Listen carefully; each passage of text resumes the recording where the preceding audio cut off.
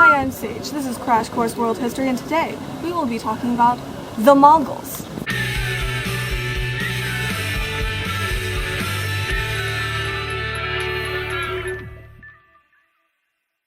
That's right, the Mongols.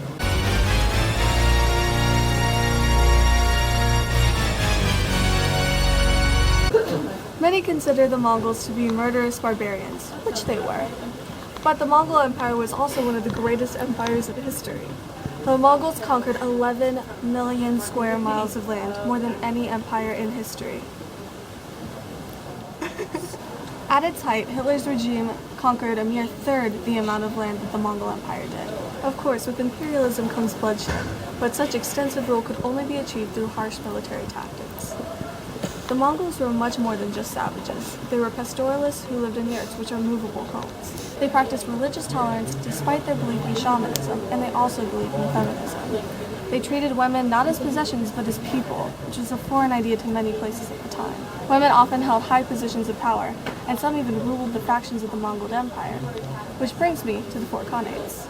After the death of the Mongols' initial leader, Genghis Khan, the empire was split into four Khanates: the Golden Horde, Chagatai Empire, the Ikate, and I messed up all of those. The Golden Horde, the Chagatai Khanate, the Yi Khanate, and the Yuan dynasty in China.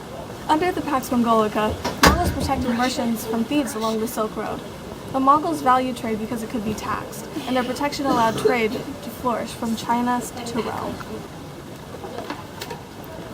Let's take it over to the thought bubble.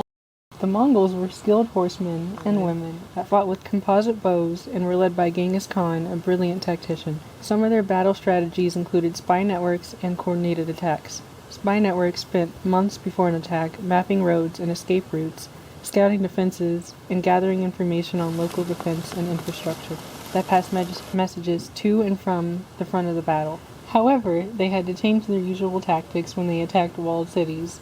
They used catapults to throw stones, naphtha bombs, and diseased animals over the walls. According to Christopher Dawson's The Mongol Mission, sometimes they even take the fat of the people they kill and, melting it, throw it onto the houses, and wherever the fire falls on this fat, it is almost inextinguishable. They also isolated cities and cut off supplies so the people inside would starve, and they created dams or rerouted streams to flood towns. To make their army appear larger than it actually was, the Mongols lighted extra campfires and put straw soldiers on horses. Their methods for attacking cities were just as effective as their usual tactics, leaving cities in ruins and entire populations homeless. Their speed, organization, and strategies are what made them the dominant military force of the 13th century. Thanks, Thought Bubble. And now for the open letter. An open letter to Genghis Khan.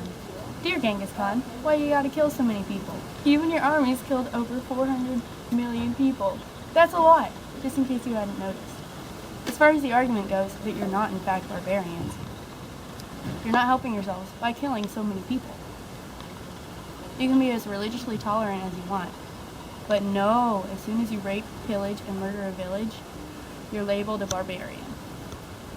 Honestly, I feel for you, Genghis. Some people might reference the fact that you reopened the Silk Road and made it practically crime-free as a good thing, but we all know what happens on trade routes. More than goods are traded around. Technology, religion, and culture were shared through the reopening of the Silk Road, but not everything was beneficial. A major reason the Black Plague killed so many people was because of you, Genghis. I'm sorry to say this, but on top of you killing 400 million people, you also contributed immensely to the death toll that resulted from the Black Plague, specifically because you made the Silk Road so easy and safe to trade on. So on your behalf, I extend my condolences to the families of those 400 million people you killed. Oh, what's the point? Your empire ruled in the 13th and 14th centuries. Anyone directly involved with your empire is long dead, so you should just enjoy the legacy of a brutal but religiously tolerant barbarian. Best wishes, Rachel Ruth.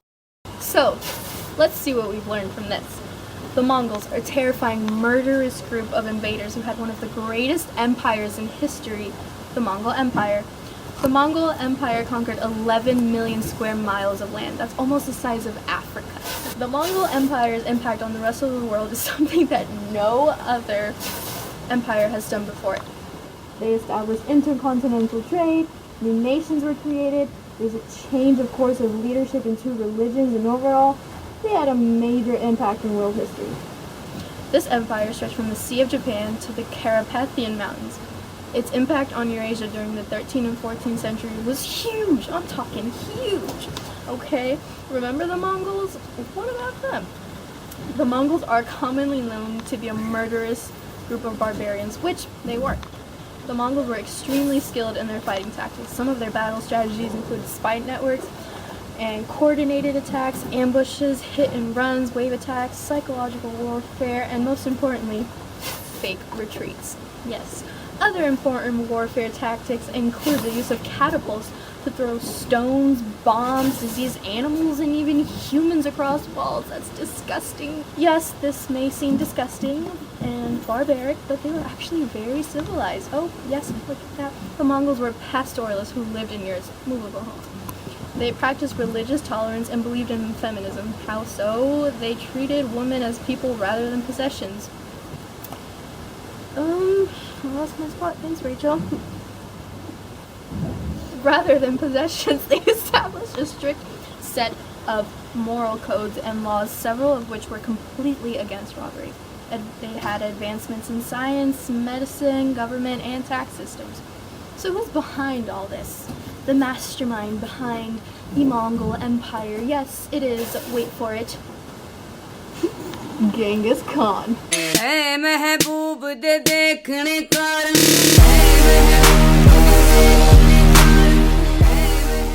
Although there is a lot of history behind this ruler, the most important things you need to know is the fact that he was the founder and great Khan of the Mongol Empire. His empire was the largest empire in history, which expanded further thanks to his ancestors.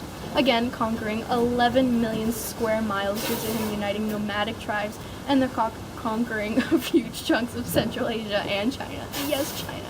This has been the Mongols. Thank you very much.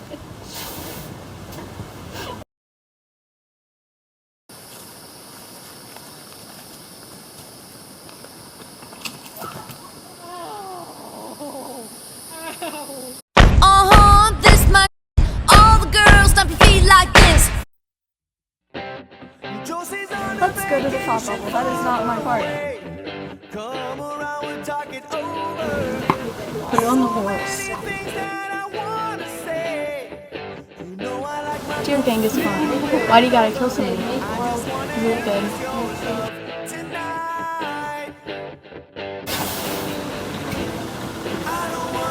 You're good. I am.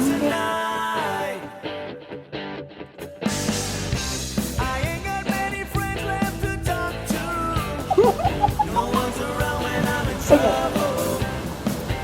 Ready?